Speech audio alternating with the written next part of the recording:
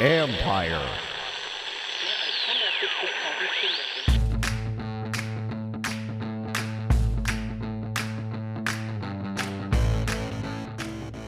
Hello and welcome to my podcast. Today, another special guest, former Washington General Manager Charley Casserly, who of course is now with the NFL Network.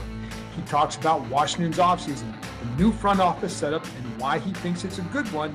And we, of course, discuss quarterbacks and much more. And also a little throwback to the trade back in the day with it involved Ricky Williams and Champ Bailey and how that all came about, etc. Anyway, you can follow Charley on Twitter at Charley Casserly. That's CharleyCasserly. And of course, you can read my work on ESPN.com. I have a story up now about Ron Rivera discussing the quarterback situation, all things quarterbacks right now for Washington. Leading up to the draft, I'm going to be posting bonus podcasts once a week with various players talking about their draft day experience. If you didn't listen to the first one, give it a go. It's with John Jansen and Chris Thompson. It's 10 minutes. You're in and out real quick. And I think it's an enjoyable listen. So give it a shot there. And next week, it'll be Brian Mitchell who's going to be on with me. It's fun to go back and hear what those experiences were like for them. Before I play my conversation with Charley, I wanted to go over a couple things. I'll start with Dan Snyder's ownership situation. Now, I did talk with Mike Jones on his podcast about all this. So if you want a full conversation on this topic, give that a listen. But kind of briefly here, I don't think this signals much of a change for Snyder in terms of what he can or can't do. He's always had the power, of course, but I do think what he loses without the other minorities, owners, are guys with excellent business backgrounds. Dwight Schrute was a constant presence, and Robert Rothman was one as well. He was with Snyder at the Combine last year, for example. I think losing that certainly doesn't help. Now, he didn't have it this past season either. And as Mike and I discussed, Snyder no longer has his pals in the organization, the guys he would call to have them come over and hang out with, even if it meant taking them away from their families on the weekend or if they were on trips or whatever. Yes, that's what would happen. And so how that plays out for him as this whole thing moves forward, we'll see. He's also maybe stepped back more from the organization, at least step back from being in the office on a day-to-day basis, where maybe that's not quite as big a deal. We'll see. And unless there's some real damning stuff in that independent investigation, which still hasn't been turned in the NFL yet, I've never really expected Snyder to be removed from ownership. I'm sure it's been a tough go for those involved on the other end to relieve some of this, and I feel for them. As a reporter, what I found is that those in the league, based on what they currently know, would not vote to kick him out. That's been consistent. And a lot of these owners don't want anyone looking into their business. That's the bottom line. So they're not about to set a precedent of kicking someone out who many consider a bad owner. There are a lot of bad owners in this league. And I have talked to people, and I said this on Mike's podcast, I'm sure he has too, that there are some, I've heard of some owners who would like to not have him in the league, but there's no reason for them to vote that way at this point. So that's why the approval of the sale wasn't a surprise. Now we await the final information from that investigation. Moving on. Rivera met with the media via Zoom on Thursday, and among the highlights, he didn't rule out drafting a quarterback, which, as I've been telling you, is no surprise. That has absolutely 1,000% been on the table from the time they signed Ryan Fitzpatrick. The key here is also that Rivera does not feel pressure to find that quarterback of the future now, which is good because that's how you lessen mistakes. Drafting out of desperation never ends well. Rivera also said, but like I said, I can tell you, guarantee that they're going to be looking strongly to draft one. Rivera, but as he said in there in the Zoom conference, things have to fall right. The guy that you want has to be there. So that's the hard part to really control. Rivera also said he wanted to have competition at quarterback, but make no mistake, Ryan Fitzpatrick enters as the heavy favorite to end up as the starter, of course.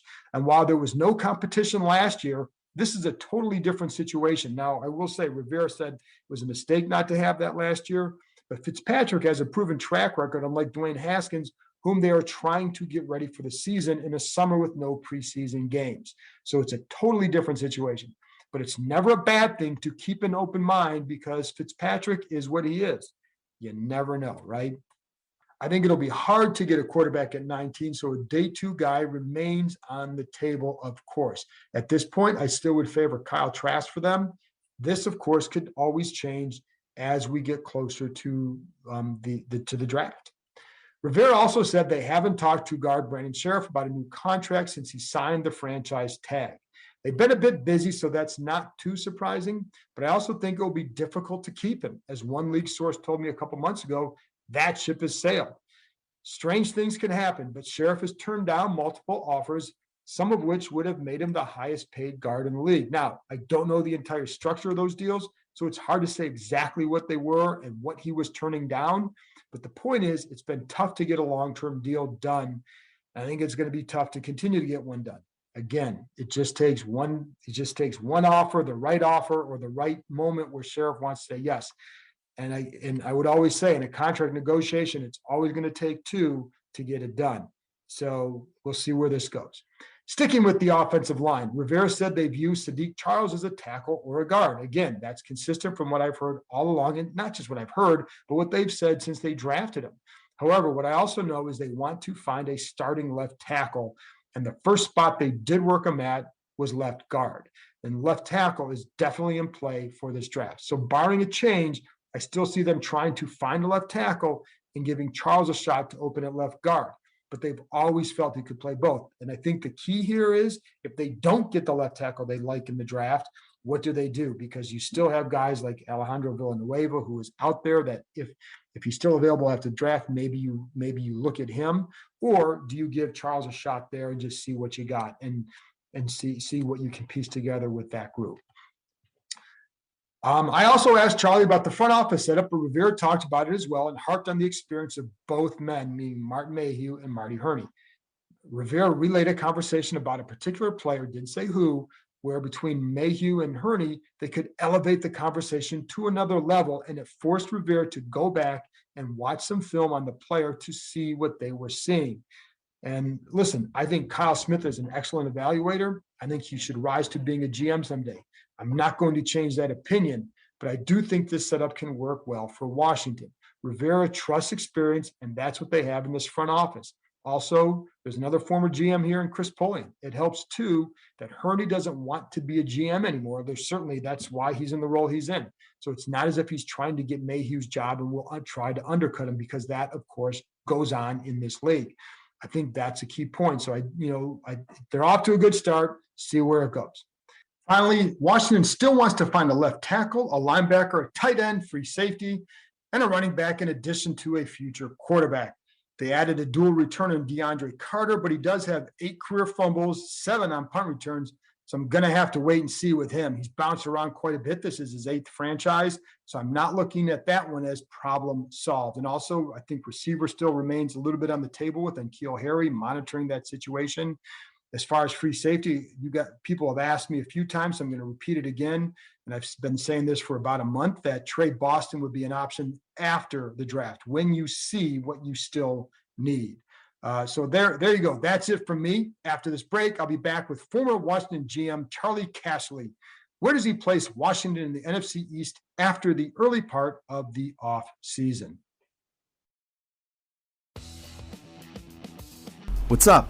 It's Mike Jones from the Football Jones podcast. I know you're enjoying your time with the John Keim Report, but once you're done, I want to invite you to come over and check out my podcast. Each week, we take a deep dive into some of the most pressing topics around the NFL. High-profile guests from the coach, player, and front office ranks, as well as the top league insiders. Check out the Football Jones podcast, another fine product brought to you by Empire Media. Welcome back. Now here's my conversation with Charley Casserly. All right, Charley, before I get to Washington's offseason, I do want to start with what's going on now with the pro day stuff, because without the combine, they've taken on a greater importance and everything's televised now and everything's parsed and all that. What are the things that matter most to you when seeing like somebody's pro day, and what are the things that tend to get overrated? Well, I'll tell you what, and I'm guessing a little bit on this. These unofficial times. I mean, these are times not necessarily done by your club. That's one thing. each player is a little bit different. We can say specifics, but you want to get a 40 time because you don't have that. You want to get a height and weight because you don't have that. So that's important. Now, the problem is when I'm looking at these 40 times, they seem too fast to me. Okay, I watch the players on tape, and they don't play that fast. So that's going to be something that you're going to have to adjust to. Now, if you just take these times cold, you're liable to make some mistakes. Now, you're guessing when you watch the tape, but you're going to have to put that together and judge the players. And that's going to be hard to do. Now, the other thing is you'll go into these pro days to get the basic information and then watch the workouts. But sometimes you have specific things you want to see in drills. And are you going to be able to see them? And maybe you're not going to be able to see them. And like in New England, did a lot of individual workouts. Now, right now, you're not supposed to do that. So you miss something by doing those individual workouts because you get to spend that individual time with the players. So it's not a perfect world, but you are getting to see them live. Now, the other thing is indoors, people look faster. Quarterbacks have no wind to throw against. Their arm looks better indoors. So, mentally, you're going to have to adjust to some of those things. But at least getting the player to move and see him move live and be able to have the some kind of form of measurables, that is a plus. With the quarterbacks specifically, because there's so much attention on them with every throw they make, what matters to you when you're evaluating them just off their pro day? Well, to be honest with you, I don't think we put much emphasis into what we saw on a pro day because it was a scripted workout. He practiced it, okay? Right. You want to see him make all the throws. You want to see the arm strength live, the quickness of release. It's better to see that live. The body build is important, but so much of the quarterbacks is the mental part of it, putting them on the board, which, they're doing this all by Zoom now. And I guess they say they can function that way, but to me, it's not the same as having the guy in the room. The vibe is different there, but this is what you have to work with. So the throwing part of the is overrated because again, it's scripted. Arm strength, quickness of release. We want to see that live indoors. It looks better than outdoors with the arm strength. But getting the mental part is the huge part of it, and judging the character and leadership. How do you look at this quarterback class? Because there's been, again, so much attention focused on it, and there's a lot of uncertainty outside of the first pick. How do you rate this quarterback class? Trevor Lawrence, okay, he's number one. This guy is a once-in-generational player. He's got all the physical tools. This guy has won. He's accurate with the football. People say, well, he didn't play as well in the bigger games. Well, you watch the tape, and he's trying to make some plays at that point in time. I think he's a certain number one, going to have an excellent career. Then you go to BYU, okay, and you got Zach Wilson. All right, now Zach, to me, I like everything on tape. The biggest thing to me is his anticipation. That's the number one thing you see is anticipation. In other words, being able to read the blitz, get it out on time, read the defense, and he's better than Daniel Jones doing that, and Daniel Jones is very good at that. He can move outside the pocket. He can make plays. Arm looks good enough on tape. You sit there and say, okay, he's really had one good year of production. Well, I'm told he was injured and played hurt last year. They say, well, the level of comp isn't good. Well, we know that, but it's better than North Dakota State, okay, which is, Carson Wentz went to. And I know he's got traded, but he might bounce back. See, he played well for a while. So he's my second guy. Then I go to Fields and Lance is the next two. And I'm drawing a line after Lawrence. Fields, a lot of physical ability. Comparing him to Haskins, he's more accurate, better athlete, can make more plays running and outside the pocket with athletic ability. Anticipation, seeing it, he holds the ball a little bit too long. You've got to work that out. When you meet him, look at the tape. Maybe you adjust some things in the offense to him. So the Lance I like, but the accuracy to me is a little bit inconsistent. Arm strength, athletic ability to run, make plays. All that's positive. We know he didn't play this year, but we've seen guys not play their senior year and still be able to play. And I think that'll be proven this year with many of these draft choices that are going to come out that have missed, the top guys that have missed this past year. All right, Mac Jones of Alabama. Now, when I collected grades, most of them were, maybe late first, but mostly second round grades from teams. And I've got about 10 teams. See, I watched the tape. I thought he's very efficient, knows where to go with the football. When it breaks down where he has to be an athlete, it wasn't quite as good. When there's pressure, he wasn't quite as good. I saw him as Andy Dalton, who went high in the second round and had his above average career. One of the quotes I got on him was he delivers the mail. In other words, he gets the ball to the right spot. So what you have to me is you have, the first two quarterbacks in this Lawrence and Wilson, and you draw a line. Then Mac Jones is kind of off to the side, see? And then Fields and Lance have got a lot of ability, but you've got questions on them. So it kind of gets muddled to me after that. Now, San Francisco has bet the house on the third pick in the draft. So to me, they either got inside information that the Jets are going to pass on Lawrence and they take him, or they fall in love with Mac Jones.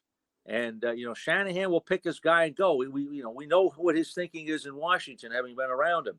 I don't think he takes Fields, and I don't think he takes Lance at 3. With Washington, how important do you feel it is for them to get a quarterback of the future in this draft?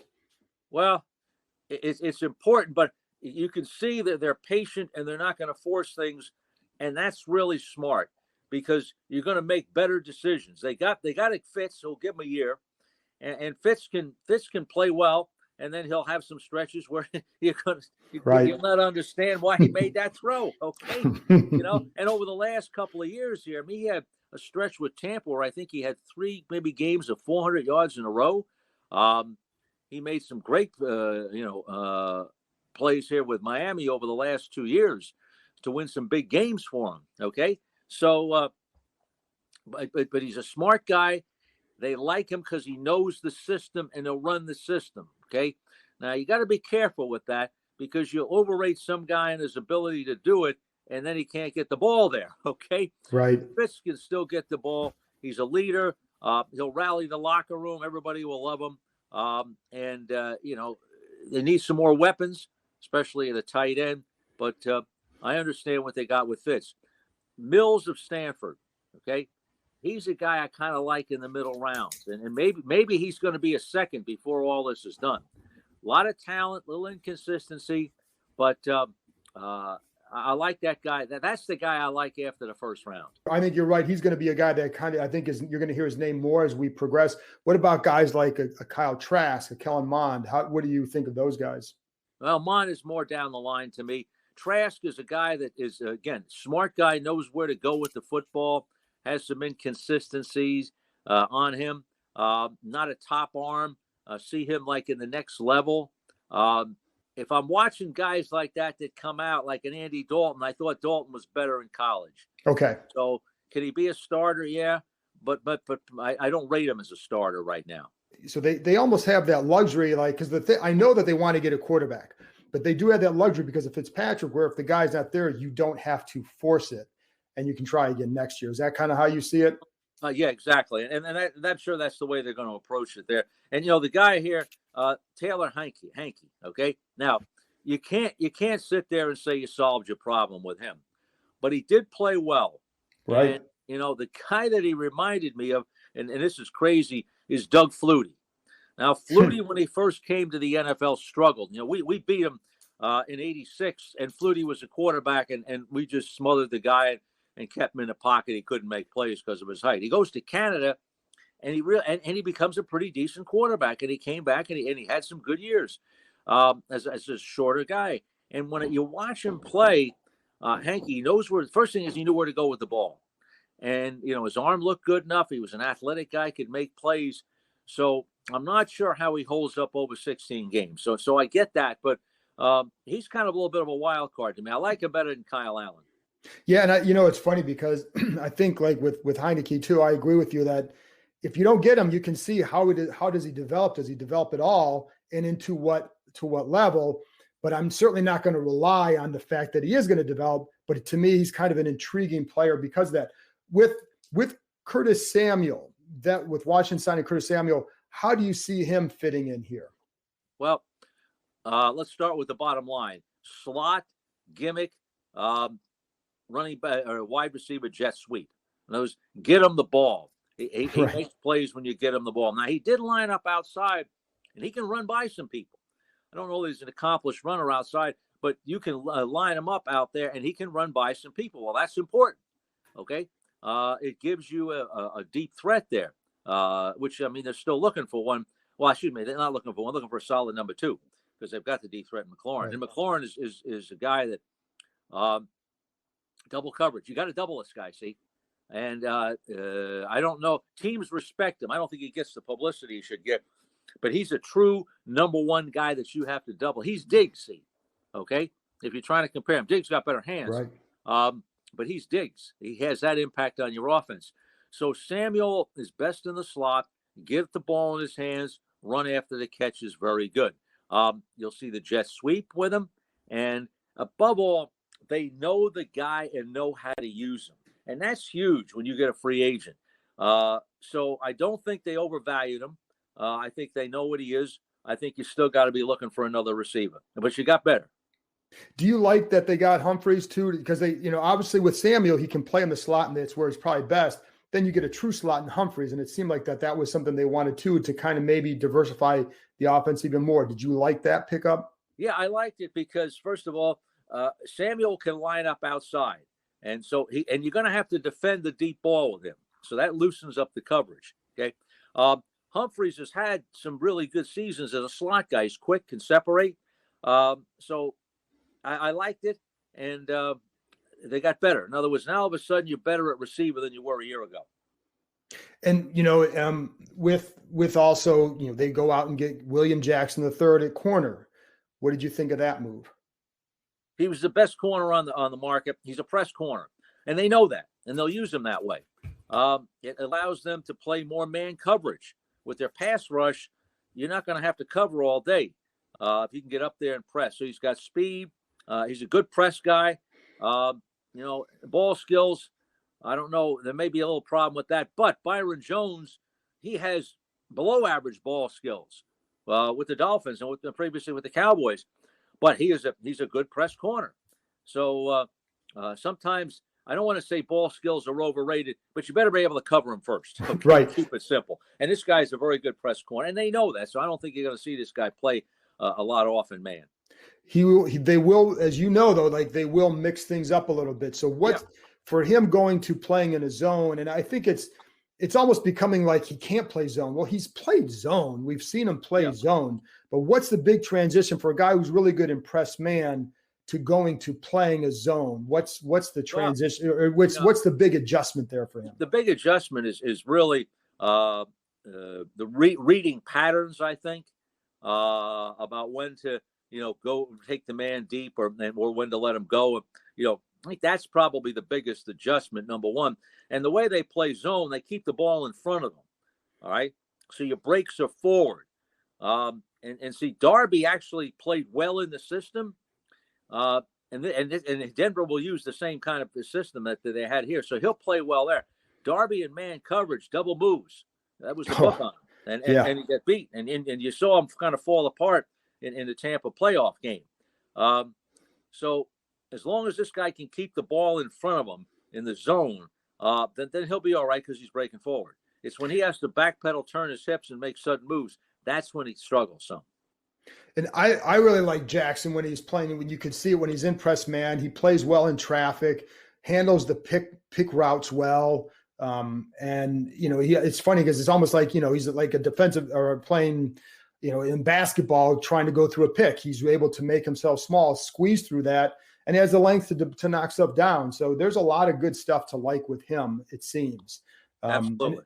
And he's an upgrade. What about with their front office? Because this front office well, because you were here with Marty Ernie. You had Martin Mayhew as a player. And what did you think of the setup that they now have? I think there's two things. One, everybody knows who's in charge. It's Ron. Period. Okay. The second thing is I think both of them kind of know the drill in the building. Marty's been with Ron a long time. Martin knows that. I think that both guys respect each other. Both guys will work within the confines of a system in the building, and Ron's in charge. So I think it'll work good. Basically, what they've done, okay, is and bringing in Chris Polian, they've collected 3 ex-general managers, okay, who all are good at what they do. And so what you got a committee there, and you got Eric Stokes involved, and I don't know the rest of the people. See, and Ron's in charge, and they'll all know how Ron thinks after a certain amount of time. Martin will learn that, okay, and they'll know what the philosophy is, and they'll work together well. The thing you have is you have guys that are going to be loyal, and they're all going to know, quote, their place in the structure. And that's what's important, okay? So no one's looking to get a headline here. Why is that so important? It's important first of all, we know who's in charge, Ron. So, Marty and Chris is late to the show, and Martin, they've all been general managers, okay? And so all of a sudden now, hey, I'm in charge. Well, no, you're not in charge. Ron's in charge. And everybody has to work together as a team. And it's going to be a team effort. And so not having somebody kind of have the ego that, A, they got to be in charge, or 2, not know exactly what their place is, that we're a team. We're not to me, they're not a structure. They're a team. They're a committee is the way I would look at it here. And so far it's worked very well. And it's funny because like you always hear too, it's important for them, the front office and coaching staff, to be on the same page, because as you know, when it's not, it can be very tough. And it feels like it's certainly, I thought last year, I think, this offseason, it certainly feels like they're on that same page because they're getting guys who fit what they want to do. Right, exactly. I also want to ask you, because this was in the news the other day, which was Dan Snyder buying the rest of the, being approved to buy out his minority investors. What did you make of the unanimous vote? And obviously, with that investigation, we're not privy to what's going on with that. So it's hard to really talk about that part of it. But what do you read into the owners approving him the way they did? Well, I haven't asked anybody about it. Just looking at it, owners seem to back other owners. It's his club. If this is what he wants to do, that's fine. So I kind of look at it as that situation. So it's his club. That's what he wants to do. That's fine. And do you read into it at all, like how they may perceive that investigation, or do you think that's just completely separate? I think the investigation is totally separate. These are 2 totally separate entities. They don't know anything about the investigation. I don't know I don't know how it works. If it's a negative conclusion, what happens then, other than a fine or some kind of club discipline?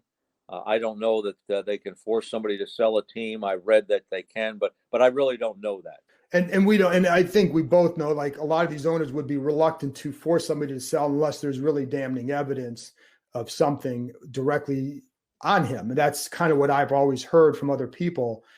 Is that kind of your read on that? Yeah, because I think the owners, first of all, pass it to the commissioner. And, we're going to run our club and we paid the money. Don't tell us that we have to sell the club. Okay. So, because once you're told that, well, then the value goes down. Okay. So, right. Even though the values are all very high right now. Last thing I want to ask you about, and this is going back down memory lane, but it goes back to the Ricky Williams trade. But I did want to ask you, we got the draft coming up. Yeah. What do you remember about that day and that deal? Well, I remember a lot. Okay. When Ditka announced that he was going to trade his whole draft for Ricky Williams, I called the general manager, Billy Koharek, immediately. I said, put us in line. Okay. And we kept in touch with them. And then, things began to fall in place when the Colts traded Marshall Faulk, meaning they were going to have to take a running back in front of us. So that was good. That was going to eat up a player. So we come to the morning of the draft, and I called up Billy Koharek. I had said all along, your draft's not enough because they didn't have a second seed. Okay. So I said, well, I want a first and a third the following year. And that's second first, meaning the first we were getting that we would use for ultimately to draft a player that year But that future first was the whole key for me. That was the key to the deal, see. And so they were along with it. And I never knew that they were close with Cincinnati, and Cincinnati wouldn't pull the trigger. I never knew that. So I didn't know who else was in the deal. I just knew what we were going to do in the deal. So called them that morning, cemented the deal, called John Cook, who still owned the team, told them, okay, here's our option.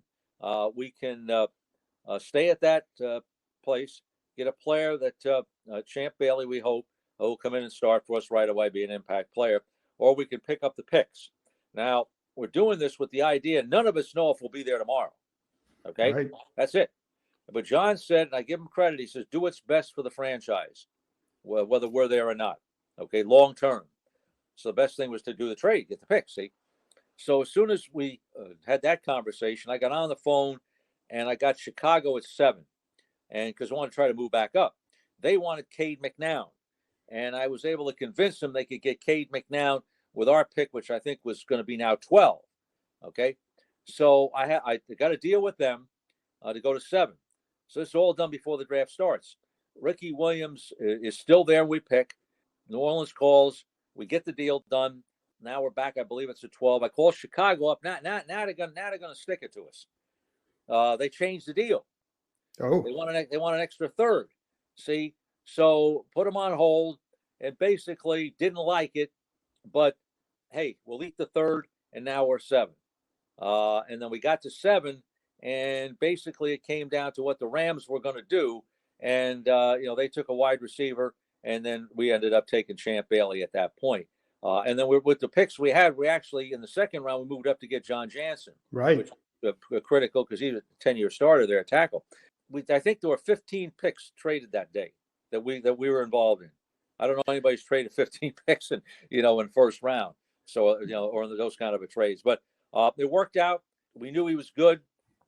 Nobody bets on the guy going to the Hall of Fame and making more Pro Bowls than the other corner. Right. But we liked him. It was unanimous, and everybody was excited to get him. The amazing thing, too, is nowadays you can text and you have your cell phones and all that.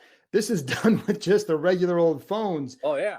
I mean, that's got to make it a little bit more complicated, or at least, like, are you getting busy signals? You know what I mean? Like, that, it just seems like there's more complications possibly because of that. The answer is yes, but there weren't. Okay, in this case, you're right. But people have direct line. They had direct lines. They have direct lines, I guess, now. So you could get to people because people kept those lines clear. So we were able to do that. But, right, there was a lot of phone calls in there. And, yeah, something could have happened. And I apologize because I did want to ask you, this will be the very last thing. How do you think Washington rates now in the NFC East? We still have a little bit of ways to go in the offseason, but based on the moves they've made, New York, Dallas, and Philly. Well, New York has a dynamic offense if they can protect the quarterback on paper. Now they got to get Barkley back healthy. Dallas obviously offensively should be better with Dak, getting him back. That's huge. Defensively, I think they'll be better because they'll be less complicated and won't beat themselves. Philly's in neutral right now. Okay, Philly's in neutral. So I think I would give Washington the edge by a hair. Defensively, they were very well coached. That won't change. Offensively, they should take a step up along the way. But Dallas and the Giants they're coming. So they could easily. I think the three of those teams are very close to where. And I think they'll all be fighting it out in December. Charlie, I appreciate you joining me. Always enjoy talking to you and your Absolutely. insight. Thank you very much, man. All right, great to be with you, John. Hey, this is Joel Corey from Inside the Cap. I know you're enjoying the John Keim Report, which gives you insider access to the Washington football team, everything you want to know, which is going on with the Washington football team. Once you're done with that, check out my podcast, Inside the Cap, which gives you the ins and outs of the NFL salary cap and player contract negotiations. Check out these two products and other fine podcasts from Empire Media. That's it for this episode. Thanks to Charlie for joining me, and thank you, as always, for listening. I'll be back with former Washington tight end Logan Paulsen on Monday for another episode. We dig deep at several key positions for Washington entering the draft based on his film study and what he's hearing from friends in the league. I've told you folks before, but Paulsen is one of the brightest players I've covered and a really good evaluator. So I'll talk to you next time.